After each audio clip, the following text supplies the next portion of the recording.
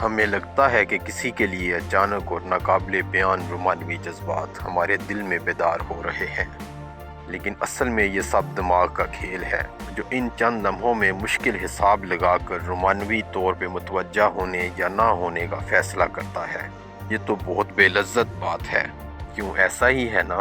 بے شک یہ حساب دماغ میں چل رہا ہے، لیکن اس کا مطلب یہ نہیں کہ عجیب گرم جوشی کے جذبات بھی صرف دماغ میں ہی ہیں۔ تمام 5 کے 5 حواس اس میں اپنا اپنا کردار ادا کرتے ہیں۔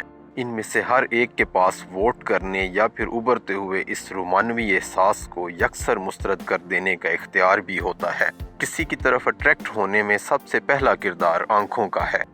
دیکھنے میں خوبصورتی کا معیار مختلف تہذیبوں اور زمانوں میں مختلف رہا ہے۔ جوانی، اچھی صحت اور زرخیزی کی نشانیاں، مثلا نرم صاف جلد، لمبے خوبصورت بال ہمیشہ سے ہی اہم رہے ہیں، کیونکہ ان کا تعلق افزائش نسل کی بہتر صلاحیت سے ہے۔ جب آنکھوں کو کوئی اچھا لگتا ہے تو اس کے قریب ہونے کی چاہت ہوتی ہے تاکہ باقی کے حواس بھی اپنا کام کر سکیں۔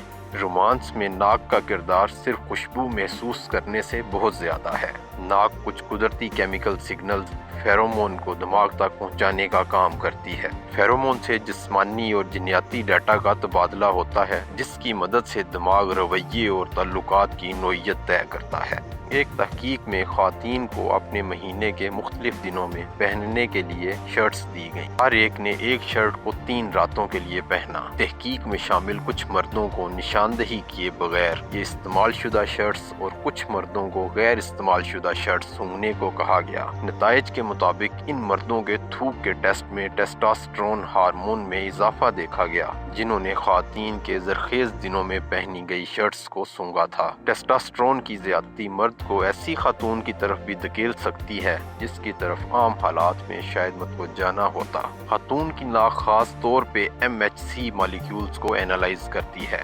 اس مالیکیول کا بیماریوں سے لڑنے میں اہم کردار ہے۔ اس میں ایک دوسرے سے مختلف مالیکیولز اٹریکٹ ہوتے ہیں۔ اس تحقیق میں جب مردوں کی پہنی ہوئی شرٹس خواتین کو سونگھنے کے لیے دی گئیں تو خواتین نے ان مردوں کی شرٹس کو ترجیح دی جن کے MHC مالیکیولز ان کے مالیکیولز سے مختلف تھے۔